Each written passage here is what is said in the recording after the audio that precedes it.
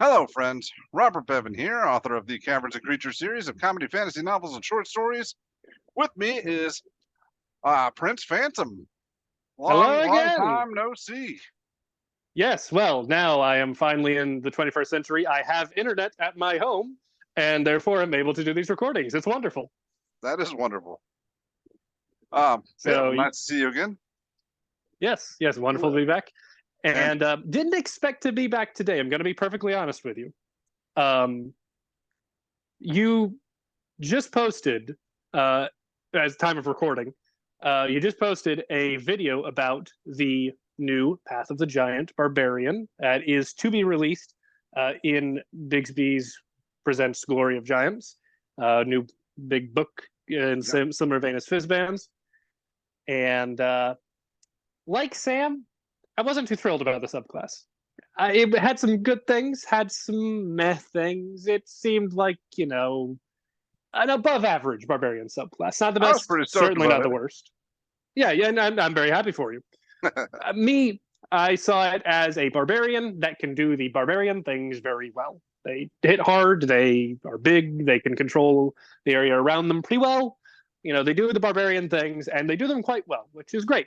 But a lot of barbarians do the barbarian thing quite well, so didn't really pique my interest to necessarily make a build on. To be clear, I don't think we mentioned it yet. We were talking about Path of the Giant. Yeah, that's got to be the central focus of this build.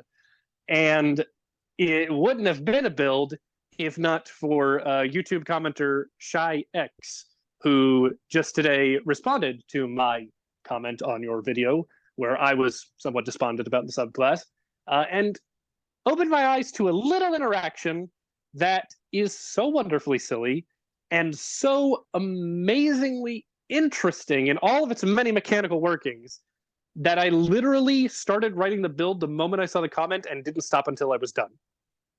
It's certainly silly. It's very silly. And I am so happy that it works. So happy. We are narrowing down to the nitpickiest we can possibly be, looking at the exact wording of features. And it all works. And it's wonderful. Yeah, I cannot believe the first build I've seen of this subclass does not involve my favorite feature in it. Just throwing people around. No, spoiler, and bit of a spoiler. We won't be getting to that point. I do have a little bit of a variation on the build if you want to get to that point, but we're for this build we're streamlining things a little bit. Although I will say, Mighty Impel, which is the feature you're talking about that you get at 10th level, the Path of the Giant Barbarian, is a good feature. I'm not going to deny that. It's just not something necessarily this build is going to be able to leverage very well. Oh, so no, you had certainly other special and specific in mind for this build, and you followed through with it exceptionally well. Yes. So, I mean, let's not waste any more time unless you've got anything else to say. No. So, for the race for this build, we are going for variant human. You're going to need a couple of feats for this build, and there aren't really any specific races that stand out. Obviously, we might like something like Vidalcan for the mental save advantage, things like that. But we really need feats for this build to actually function and do the thing that it's supposed to do. So we take variant human because it gives us a feat at level 1. Simple as that. Yeah. The feat that we'll take is Great Weapon Master. Now, this is interesting because the feature of the Path of the Giant Barbarian that I want to exploit doesn't come online to level 6. Now, I can't have us be a worthless character until level 6. We need to still be able to do some things. So we're going to be doing kind of the simple barbarian things for levels 1 to 5. So that's why we're taking Great Weapon Master right here, because that lets us be a good barbarian. All right. We'll also will we be taking advantage of Great Weapon Master in the future, or is it just to keep up with the Joneses in the early levels? Yes, and also yes. So we will be using this to keep up with our other party members in the early levels.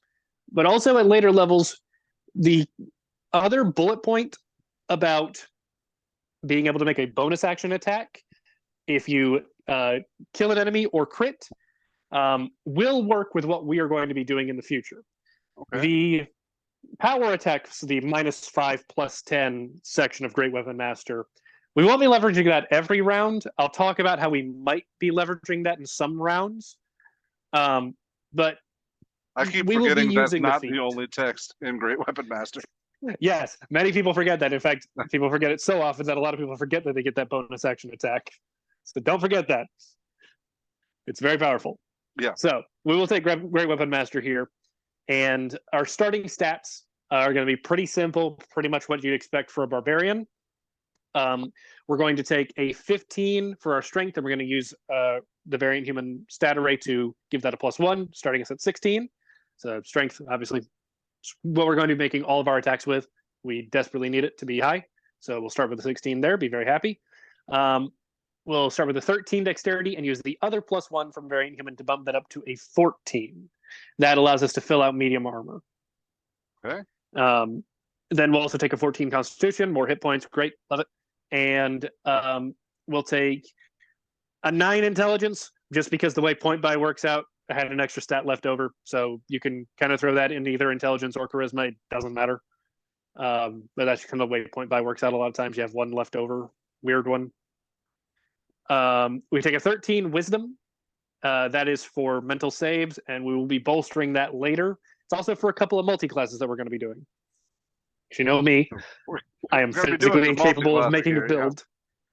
Yeah. I am physically incapable of making a build that doesn't multi-class at least 3 times. I am sorry, it's who I am, and I make no apologies. That's what we're here for. So, and then we dump charisma, put it in charisma. So, as I stated, we are going to be a pretty prototypical barbarian for the first 5 levels. We will be going into Path of the Giant. We'll be getting all this standard barbarian stuff, rage, reckless attack, the danger sense for advantage on dexterity saving throws. We get the giant barbarian subclass, which means we get the 3rd level feature. Gives us thaumaturgy or druidcraft, doesn't matter which one you take. I prefer thaumaturgy. What? That's all that matters. What are you saying? So are these not the most important part of the build? Well, you'll find out that we'll actually be getting some. Well, it won't spoil things. No, they're not. We can get both of these cantrips in other ways. What about being able to speak the giant tongue? Also, I mean, sure. If this subclass couldn't do that, I would have a problem with it. Yeah. So, fair. Now, the growing large part. That is very interesting. Yes. There's a little bit about that you guys didn't bring up in your review of the subclass that I'd like to touch on now. Okay. So when you become large, and when the stuff that you are wearing and carrying also becomes large, that has a couple of hidden effects on your game statistics that aren't really laid out in the actual feature of the Giant Barbarian. So the biggest one of those is the fact that you are now holding a weapon that is sized for a large creature. Now, the DMG has rules for weapons that are sized for large, huge, and gargantuan creatures. The rule for it is that a weapon sized for a medium creature does its normal damage. Let's take a greatsword, for example. Greatsword is a bit of a complex example. Let's take a great axe. So that does a D12, right? Yeah. So great axe size for a medium creature does a D12. Great axe size for a large creature does 2D12.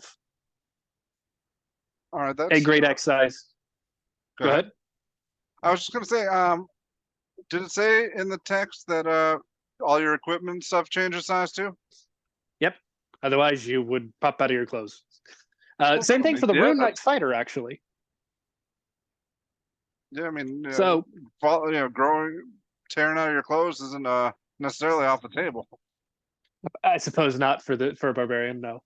But all right, so, the same thing. All right, now it does say, along with anything you are wearing. It doesn't say anything you're carrying. Really?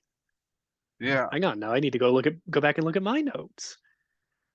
Of course. So if you're along with anything you are. You could be wearing your sword Really? in a scabbard. Does Yeah, that count? I think it would actually. I believe, okay, there's been a history of poorly written features recently. A Spelljammer. So there's a very good chance that the designers meant for that to include or carrying. Well, I mean, But if they didn't, that's standard text, wearing or carrying. I see that in yeah, like it's on 40% of the enlarge. spells. Yeah. Yeah, it's on enlarge reduce. It's on the Rune Knight fighter. That being omitted here would be very strange. But Bob, you did come up with the correct workaround for that. Keep the sword or whatever in your scabbard, and you are wearing it currently. You're not Or carrying just, it like, because it's not in your hands. have a giant one you're carrying along that you're not using Or that. until you do this. Yeah. Yeah. Yeah, that 100% works too. Yeah, you can just carry around a giant whatever weapon that you want to be using. Totally works. So, okay, that small panic attack by me out of the way. So a weapon size for a large creature does double its damage dice. Now, a huge doesn't double again, it goes to 3 of the damage dice. So a huge great axe would deal 3d12 and a gargantuan would deal 4d12. This is actually also reflective in monster stat blocks. It's not something that you notice until you start to look for it. But if you look at monsters who wield weapons, their weapons actually deal damage according to their size. So if you're ever looking through the monster manual, check on that. You'll find that it's fairly consistent throughout the monster manual. So before you start citing that these rules are for monsters and not players, well, one, the definition of a monster is anything that can be hit and killed. Players are that. 2, and by the way, that's the definition in the DMG. 2, those same rules that I outlined for the weapon damage die also have rules in there for players using weapons that are too big for them. Specific rule is that you have disadvantage on attack rolls if you're using a weapon that is sized for a creature larger than you. So all signs point to these being player-intended rules, and therefore, all you Rune Knight fighters out there should be doing more damage. So, and also, no, it's not overpowered. Dealing damage is literally the only thing that marshals can do. Let them do more damage. It's okay. All right. So, with that out of the way, we're doing the standard barbarian stuff from levels 1 to 5. Pick up a great sword, a great axe, a maul, whatever you want. Get the big, giant, pointy stick. Hit stuff over the head with it. Carve stuff in half.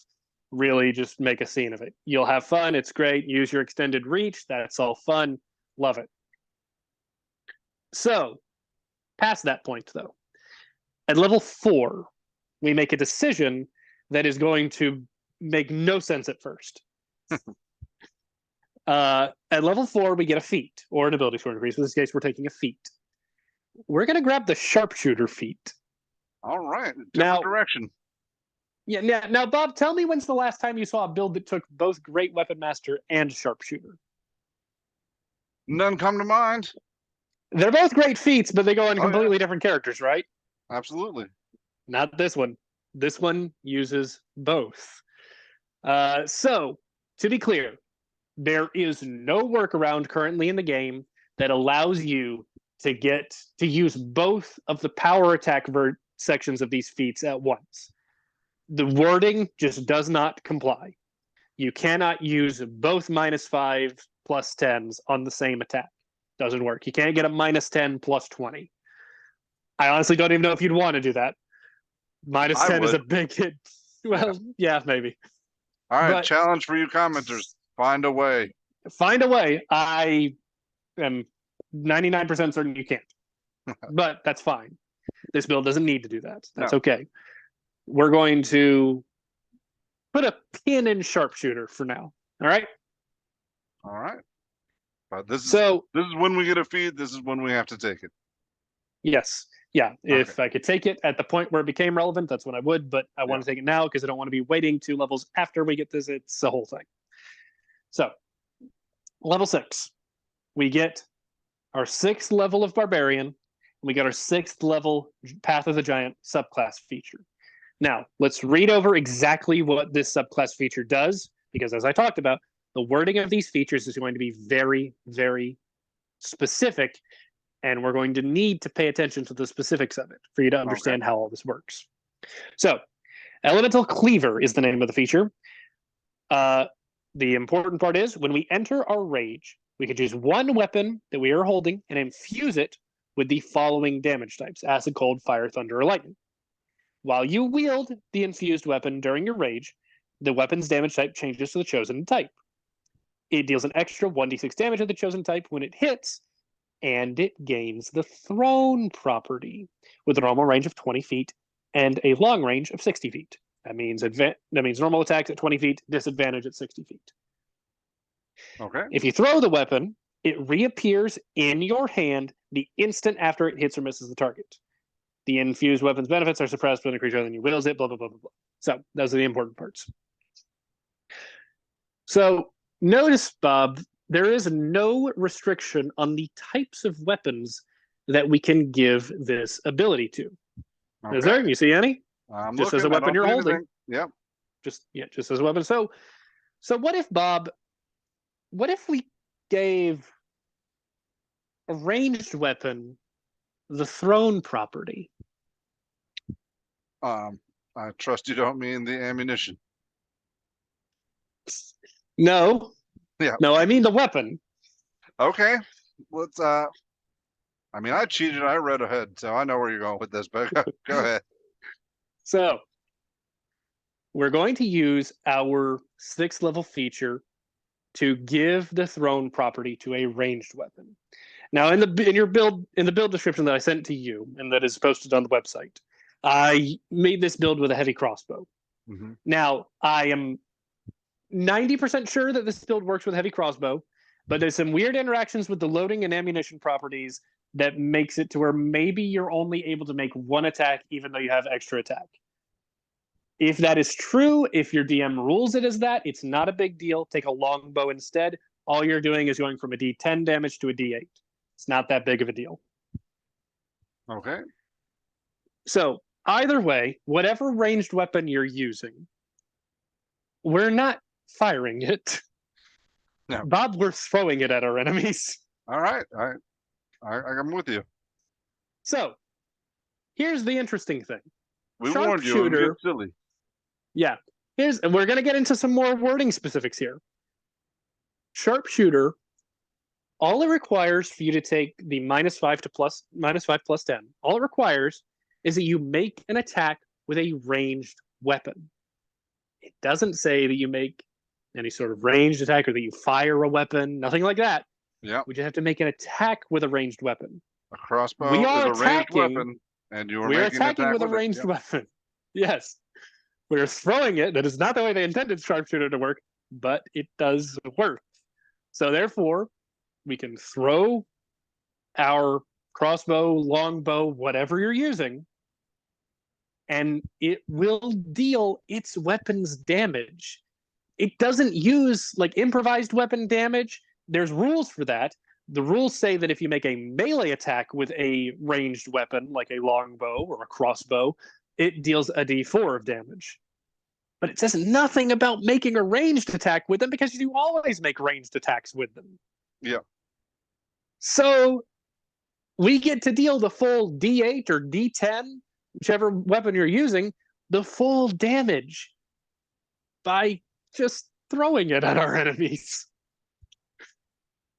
And keep in mind, rules is written, yeah. Rules is written, it works. And because we grow in size, it's actually 2d8 or 2d10 plus the d6 from the feature. So provided it has grown with you or you're carrying an extra large one. Yes. Yeah. I'll just say for the sake of the build, you're carrying a large version. Yeah. Whatever. That makes it work 100% of the time. Going into this build, you're gonna equip yourself with a large version. You're gonna have it ready to go. Yes. So the interesting part about this. So we're no longer we're making ranged weapon attacks now. That means we no longer qualify for Great Weapon Master. But we do still qualify for the other bullet point of it, which allows us to make bonus action attacks if we kill an enemy or crit. So we'll still be taking advantage of that. No, we don't have a means of making a bonus action attack right now. I chose to forfeit going with something like hand crossbow and crossbow expert, which would actually let you make bonus action attacks by throwing your hand crossbow. That is one route for this build to go, but I found more interesting things to do with our bonus action, along with the fact that we're pretty feat strained already. So taking in another feat on top of that would have been a challenge for the build. All right, well, let me stop you for a second. What is Sure. allowing us to take these bonus actions for crits or kills? Great Weapon Master. Okay, so what is not allowing us to do that? So we're not able to use the -5 +10 part of Great Weapon Master. Yeah, I understand, but you're Simple as- saying yeah. something about not being able to use your bonus action attack? Oh, well, no, there's nothing necessarily that's preventing you from using your bonus action attack with that you get from Great Weapon Master. Right. Barbarians have a bit of a problem with it in that they have to rage using their bonus action. So if you crit on your first turn, you don't get a bonus action attack. But the only other thing was the reason that I didn't go for crossbow expert to get a consistent bonus action attack every turn. All right. Yeah, all right. All right. Never mind. I got you. Yeah, that's all it was. That was just giving a reasoning for that. So, that being said, on the build right now, we are throwing a ranged weapon that is potentially on fire because of our feature, which or on acid, imagery. or on thunder, or on acid, or on cold, whatever. I don't want to know what a heavy crossbow on acid looks like. But we're throwing it, and we can't, sadly, this is the one thing that I wish worked, but doesn't. The one thing. It's a reckless attack from Barbarian.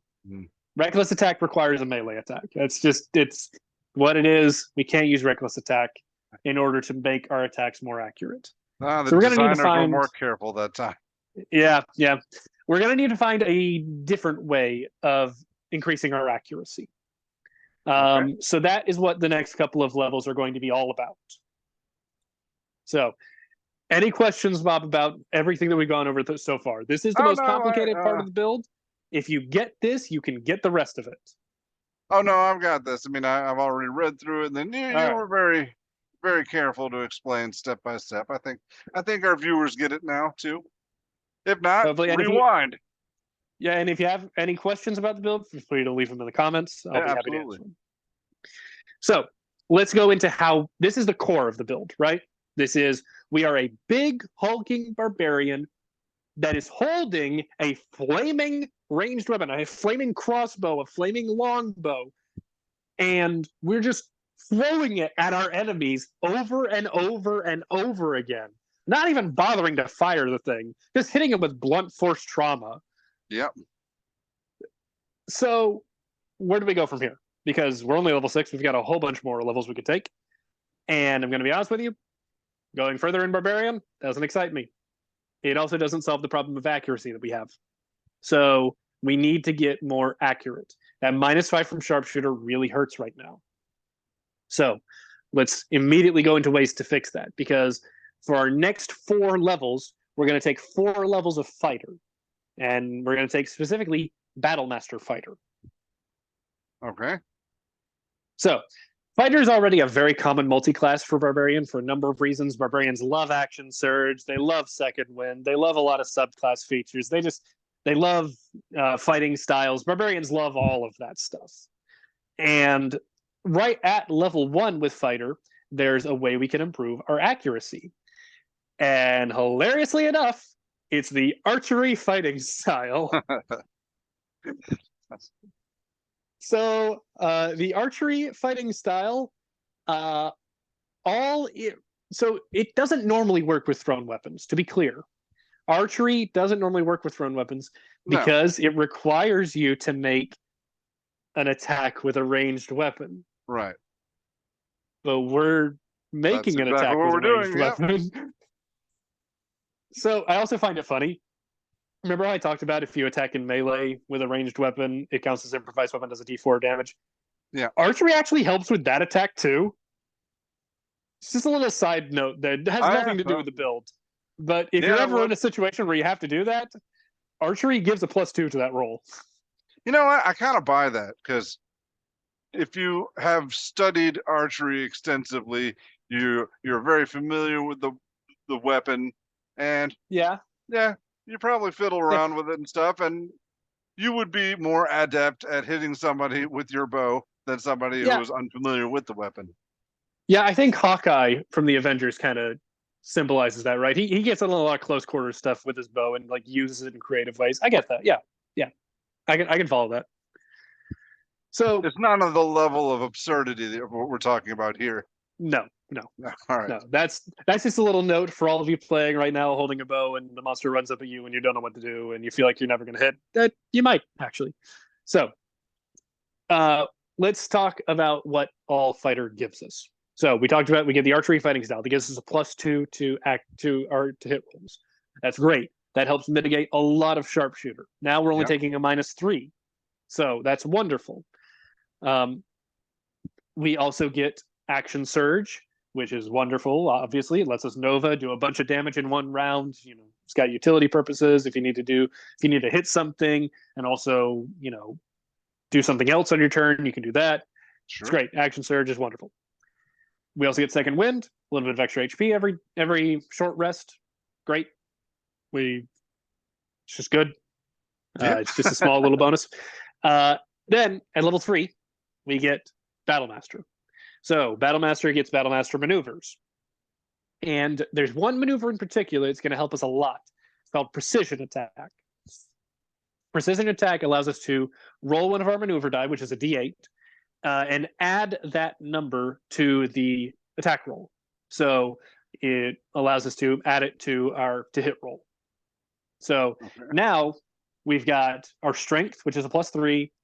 We have our proficiency, which by the time we get Battle Master is, I think, a +4. Yes, because we'd be level 9. So that's +7. +2 from archery, +9. And then we have a D8 to add on top of that whenever we need it.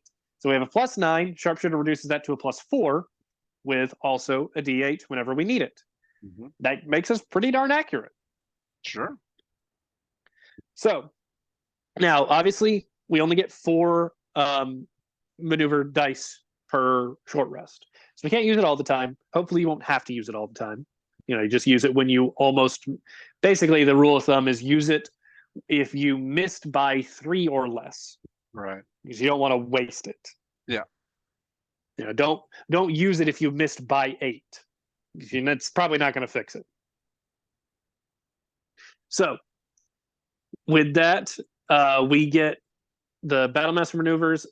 Most of our maneuvers are probably going to be spent on precision attack, but just in case you get some opportunities to use some other ones, let's talk about some other good ones you can pick up. Okay. There's menacing attack, which can inflict fear on our enemy, which is great. Gives them disadvantage on all their attack rolls, means they can't move closer to us. And if we're at range, that means that they could really hinder their movement. There's pushing attack. If your friends like a lot of AoE spells and you want to help keep enemies in those AoE spells, pushing attack is great. If that's your aim, there's a thing you could do with this class, this giant barbarian class. You could stick with it, and you could be throwing them 30 feet. But go on. You'll also be a lot less accurate with your attacks. That's fine. I'm throwing people. All right. So alongside that, you can pick up Commander's Strike if you have a rogue in the party to help them deal sneak attack damage twice in one round. And Disarming Attack is nice if you need to knock the MacGuffin out of the big bad evil guy's hand. Good stuff. All right. At fighter level 4, so character level 10, we do get a ability score improvement on our feet. At this point, I'm just taking a +2 to strength. That gives us another +1 to hit and a +1 to damage on all of our attacks. Makes our accuracy better, makes our damage better. Love it. Okay, right, moving on. We got our Barbarian levels. We got 6 of those. We got 4 fighter levels. What other class could we go into that would give us some advantages? Well, we've got our accuracy kind of short of now. I want some more damage. And maybe a sprinkle of utility, too, because what Barbarian doesn't love that? To be able to do something other than just hit stuff. So, we're going to start taking some ranger levels. We're going to take 4 of them, in fact, going into Gloom Stalker Ranger. To anybody that knows anything about rangers, nobody's surprised about that. So we got our accuracy. Let's crank up our damage a little bit. We have the wisdom for the ranger multiclass. Multiclassing into ranger requires a 13 wisdom and a 13 dexterity. We've got both of those, so no problems there. And the first few levels don't give us much. We can't concentrate on spells or other things that require concentration. We can't use favored foe, no hunter's mark, nothing like that. But we can take advantage of some non-concentration spells like Goodberry and Longstrider. We can technically use these if we're not barbarianing. Yeah, but you should probably be barbarianing. Yeah, I know. I want to set the record straight there. At range level 2, we will pick up the thrown weapon fighting style. It does work with what we're doing here. We are throwing weapons. Yeah. Yep. So we don't actually care about the drawing weapons part of the thrown fighting style because we're just using one weapon and it keeps coming back to us. And nobody uses it anyway. No, they don't. In fact, they don't use it so much so that in the next edition, they're just throwing all of that out the window to begin with. You can draw and stow weapons as much as you want. So we can, though, take advantage of the +2 to damage. So this is basically like taking the dueling fighting style, but for thrown weapons. Right. So that's extra damage. We love it. Great. Now, at 3rd level is where we get the big money, Gloom Stalker. So Gloom Stalker gives us a whole bunch of things at level 3. So let's run through them very quickly. All right. We get a bonus to initiative equal to our wisdom modifier. Right now, that's just +1. It'll be a +2 eventually, but we'll take it. It's nice. Sure. We get some extra movement on the first turn of combat, which is helpful for positioning and getting into range, things like that. We get an extra attack on turn 1 of combat. Then if that attack hits, it also deals an extra d8 of damage. That is a big deal. You'll notice that our level 6 feature allows us to add a d6 of damage to each attack. You go through the Barbarian subclasses, that is not normal. The Zealot Barbarian is frequently touted as the best Barbarian for damage because they have a feature that allows them to once per turn add half their level of half their Barbarian level in damage. So, 8th level Zealot Barbarian could add 4 damage each turn. I think it's also a d6. But either way, that's frequently touted as the best damage Barbarian. The Giant Barbarian actually kind of gives it a run for its money because we can add a d6 to every attack, not just once per turn. So obviously that incentivizes us to get more attacks. Therefore, Gloom Stalker giving us an additional attack on turn 1 is a great feature for us. Indeed. And so, we stopped taking fighter levels at 4, so are we not getting extra attack from that? All right. So you can't stack extra attacks. Okay. Yeah. Extra attack, in fact, it has very specific wording in that it only ever gives you a second attack. It does not give you an additional attack when you pick it up. The only way to get more attacks through fighter would be to get to fighter level 11, where we get extra attack. Okay. But we're not going up to fighter level. Yes. That's too far to go. So we get the extra attack on round 1. And another very neat thing that could go a long ways to increasing our accuracy. We are invisible while in darkness to any creature that relies on dark vision to see us. And that's most creatures that inhabit darkness. Yeah. So if you're adventuring in a cave, in a dungeon at night, and you run into a creature that has to use its dark vision to see you, it can't see you. And what that means is all of your attacks have advantage on it. That's handy. Now we're definitely hitting, even through sharpshooter. So that is something that is best leveraged intentionally. Take your journeying days at night. Why not, right? take your, don't light all of the torches as you're going through the dungeon. That's just good strategy anyway, because you alert people before you even get to them if you're shining a bunch of lights everywhere. Yeah. So it really plays well into good strategy, and allows us to really take advantage of this feature and put a hurting on some people and them not even know where it came from.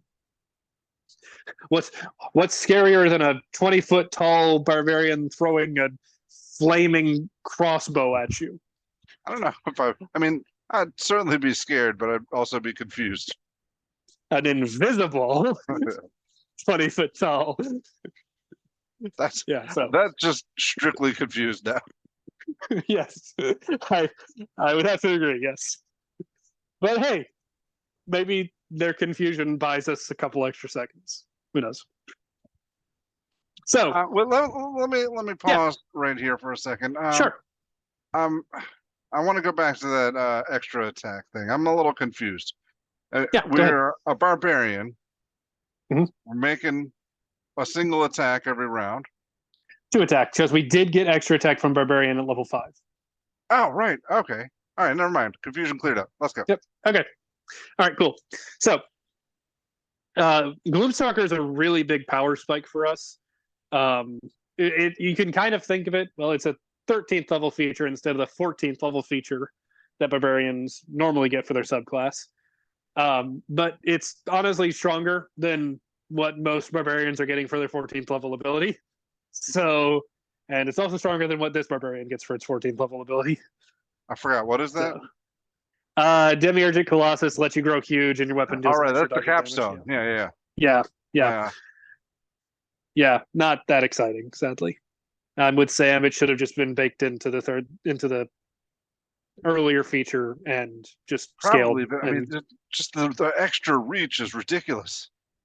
Yeah, and I will admit, the extra reach. You can turn huge. You can get like this 10-foot wide heavy crossbow to throw around.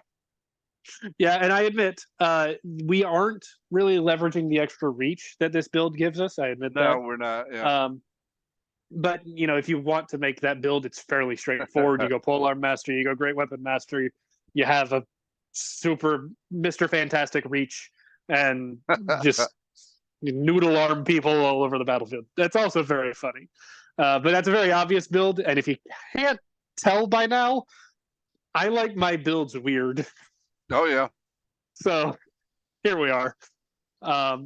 We do get a feat at Ranger level 4, and at this point is when I would like to take Resilient Wisdom. This will make us go from a +1 in Wisdom saves to a +7. That's a big jump. Yeah. Now, I can't there is an argument. This is the responsible thing to do. Yeah. There is also an argument, depending on your table and depending on your DM's playstyle, of actually taking this instead of the strength bump back when we were taking fighter levels. So if your DM is constantly throwing wisdom saves at you and you keep failing and it's bothering you, take Resilient Wisdom earlier. That's fine. You'll take a slight hit to your accuracy and damage. It's not that big of a deal. Mm-hmm. And then just take the +2 to strength here. Sure. So that's pretty flexible. You can do that kind of however you want. So we got 3 classes, right? Keep them coming. Peace Cleric 1. Yes. This screams nothing if not peace. Exactly. Yes. So, okay, I admit a lot of people have problems with all these multi-classes and stuff. If you don't want to multi-class more, that's fine. You can keep taking Barbarian levels to get to Mighty Impel like you want, Bob. Yeah, well, I mean, that's the reason I want it. Not because I have anything against multi-classing. I mean, if you're watching a video like this and you don't like multi-classing, you are not in this for the ridiculous shenanigans that we're here to offer. Yeah, that's fair. But I make my builds to be as powerful as possible. I pull every little bit of power I can get out of them, and one of those pieces of power that I can pull out is Peace Cleric. We've got the wisdom for it, so we can multi-class into Cleric. And 1 level of Peace Cleric gives you a lot of stuff. We get the base features of a cleric, so we get some cantrips. We can take guidance for out of combat stuff. You know, a couple other cantrips. That's fine. This is the when I need guidance. I need some advice. I'm going to go to the giant invisible barbarian throwing around flaming crossbows. Exactly. Yes. He's very wise, actually. He's got a 14 wisdom. Yeah. So we get that. You get other cantrips if you want. You could pick up Thaumaturgy if you got Druidcraft earlier. Yeah. Great. Yeah, great. But the big thing we get is Emboldening Bond. Now, what Emboldening Bond does, it allows you to form a bond between you, well, it doesn't have to include you, but we are going to include us, and total number of creatures equal to your proficiency bonus, which at this level is 5. So it should be your whole party. All of those creatures that are part of the bond get a D4 that they could use for either an attack roll, ability check, or saving throw. They can only that D4 refreshes every round, so they can just use it one time per round. Oh, they can use it per round? Yes. Well, how long does this bond last? 10 minutes. Wow. Yeah, and it can stack with bless. This character can't do that because we can't concentrate, but normal beast clerics can. Yeah. All right. This feature is a house. Okay. Yeah. So obviously the uses for us, or the rest of our party can obviously make use of this, and it makes the rest of them better, which is great. Sure. I love any feature that empowers the rest of my party. Teamwork is fantastic. But as for what we're going to be doing with the D4, obviously we can use it to turn a near miss into a hit. So really, only if you miss by 1, maybe if you miss by 2, you can use this D4 for that. I'd be more likely to save it for saving throws. But you use it as you see fit. If you don't expect a lot of saving throws to come your way during a combat, then just use it for all your attack rolls. That's fine. Yeah, once a round. Yeah. So we get that. There are a couple other spells that you might get some use out of. Sanctuary doesn't require concentration, so if you got somebody you need to protect, you can cast it on them. There might be I would prep Healing Word, because if combat ends and you've got a downed party member, then you can drop your rage and cast Healing Word on them. Mm-hmm. You're fine to do that at that point. So I would prep Healing Word. I think that is something that you may actually get some use out of. Sure. But aside from that, do what you want. So that's what Peace Cleric is getting us. Another D4 that we can use to increase our accuracy, make our saves better, and makes our entire party better. Going back to the guidance, that cracks me up. Barbarian, my parents are acting funny lately. I think Daddy drinks too much. You take this massive flaming crossbow and you throw it as hard as you can. Then things will make sense. So, we're at level 15 at this point, so we've got 4 more levels to take. So you can finish these out in a bunch of different ways. I personally we got 5 more levels to take. I'm sorry. Mm-hmm. Personally, I wanted 1 more level of Barbarian. What that gives us is Feral Instincts, which gives us advantage on initiative rolls. And also we get Instinctive Pounce, which when we rage lets us also move half our speed. So that can help with positioning and getting where you want to be in combat. Okay. So I wanted that next level of Barbarian, because after that, I wanted to take 4 levels of Rogue. I'll never argue against more levels of Rogue. So we are at 5 total classes, and we will be taking 4 levels of Rogue. That gives us some more skill proficiency. We even get some expertise. Ranger also gives us some expertise. This character is actually very good at skills by the end of his career, so that's neat. We get that. We get Cunning Action, allowing us to dash, disengage as a bonus action. It's another neat thing we can do with our bonus action if we want to. The situation calls for it. And we also get, by the end of it, 2d6 worth of sneak attack. And yes, sneak attack does work with throwing our crossbow. It is making an attack with a ranged weapon, which is all sneak attack cares about.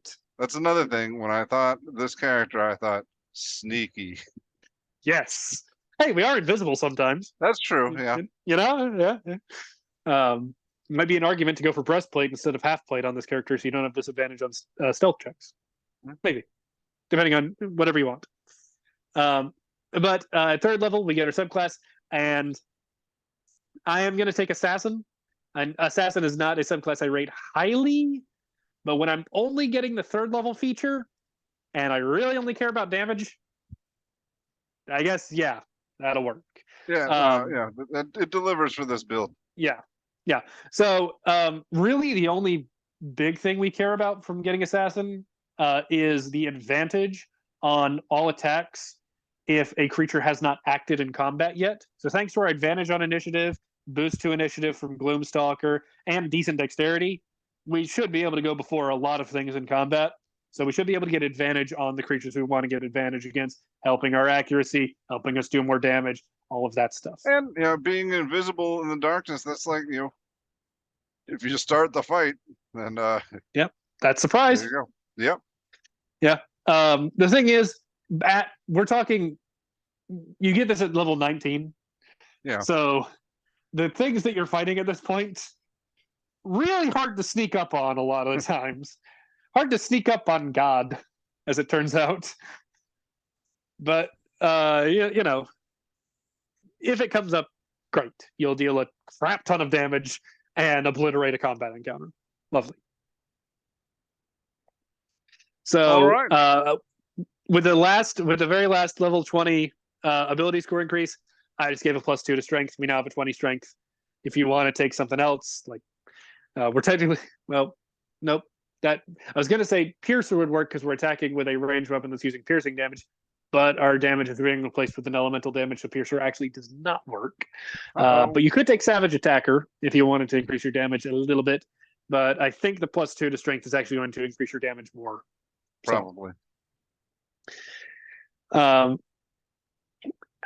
some final notes about the build, because there's some interesting things about this. I mentioned before, I don't think I'm unsure if you can use extra attack throwing the crossbow, because it has the loading property, and if you read into the loading property and the ammunition property, it seems like the loading property still prevents us from making multiple attacks with the crossbow, even if we're not actually firing it.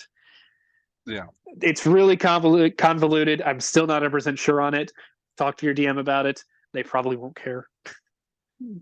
Because this is already so silly. Allow this, they probably won't care, but they're probably not going to allow this. They have no reason to not allow it. It's all rules it's written. All of it. So they have if it is a problem, reason to not allow it. If it is a problem, just use a longbow. It's fine.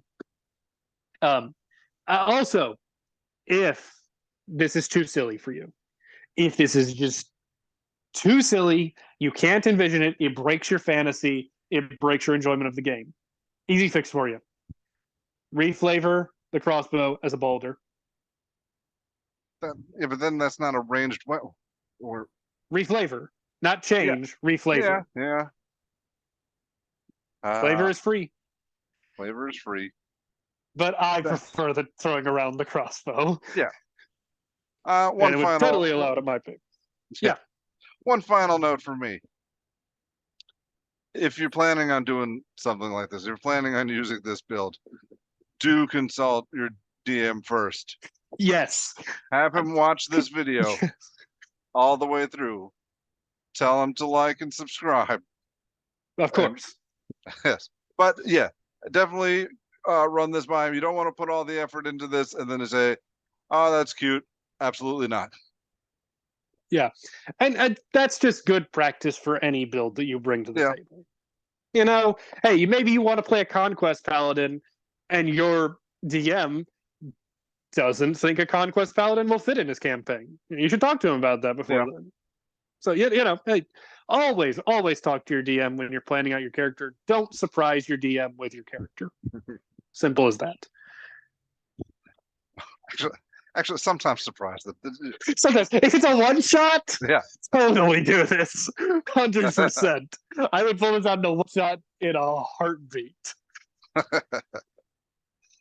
So, all right. Well, that was the what was this? Path of the Giants Barbarian build.